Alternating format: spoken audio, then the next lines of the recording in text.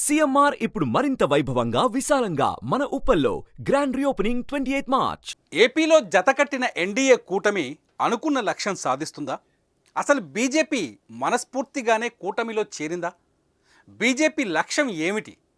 తనకు నర్సాపురం సీటు రాకపోవడానికే కారణం జగనే అన్న రఘురామకృష్ణరాజు ఆరోపణలు నిజమేనా?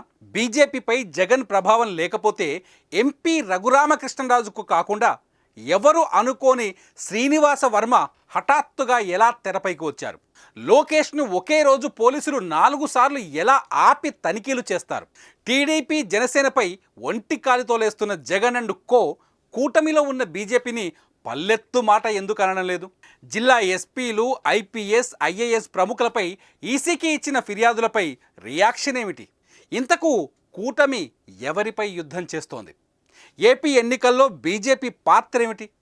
ఇది ఇప్పుడు సోషల్ మీడియా వేదికగా జరుగుతున్న సీరియస్ డిస్కషన్.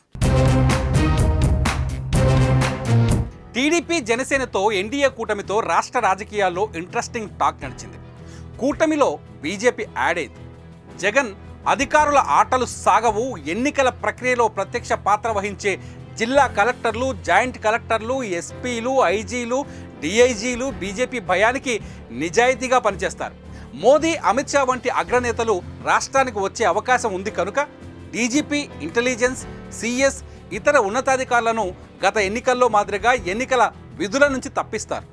ఇలా రకరకాలుగా ఏవేవో జరిగాయి. అయితే ప్రధాని మోదీ చిలుకలూరిపేటలో జరిగిన కూటమి తొలి సభకు వచ్చిన తరువాత జరిగిన పరిణామాలు ఎస్పీలపై ఇచ్చిన ఫిర్యాదుకు వాయువేగంతో స్పందించని ఈసీ తీరు బీజేపీ వైఖరిపై అనుమానం రేపేందుకు కారణమైంది. మోదీ సభలో ట్రాఫిక్ వైఫల్యం పైన ఇప్పటికీ ఈసీ కొరడా జులిపించని దాఖలాలు లేవు. చివరకు బీజేపీ ఏపీ నేతలు సైతం ఈసీ వైఖరిపై పెదవి విరచడం విశేషం. ఎందుకంటే ఈసీని కలిసి ఫిర్యాదులు చేస్తున్న వారిలో బీజేపీ నేతలు కూడా ఉన్నారు. కోడ్ అమల్లోకి వచ్చిన వెంటనే బెంగాల్లో డీజీపీని మార్చిన ఈసీ ఏపీలో మాత్రం ఇన్ఛార్జి డీజీపీగా ఉన్న అధికారిపై కూటమి ఫిర్యాదు చేసినా ఇప్పటి వరకు స్పందించకపోవడం ఈ అనుమానాలను మరింత బలపరిచింది. తాజాగా మంగళగిరి టీడీపీ అభ్యర్థి నారా లోకేష్ వాహనాన్ని ఒకే రోజు 4 సార్లు ఆపి తనిఖీ చేశారు. తనిఖీలు చేయడం సహజమైనప్పటికీ ఒకే నేత కారును ఒకే రోజు 4 సార్లు తనిఖీ చేయడంతో పోలీసులు ఇంకా వైసీపీ ప్రభావంతోనే పనిచేస్తున్నారని, ఈసీ మౌనమే దీనికి ప్రధాన కారణమన్న కామెంట్స్ వినిపిస్తున్నాయి. మంత్రుల వాహనాలను ఆపని పోలీసులు లోకేష్ను లక్ష్యంగా చేసుకోవడంపై అనుమానాలు కామనేగా.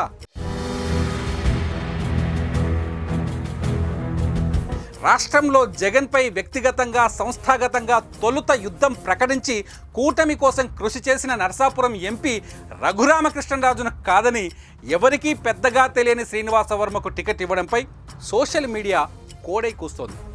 తాను జగన్ చేతిలో పరాజయం పాలయ్యానని అంగీకరించిన రాజుకు రాష్ట్ర వ్యాప్తంగా సానుభూతి వెలువెత్తుతోంది.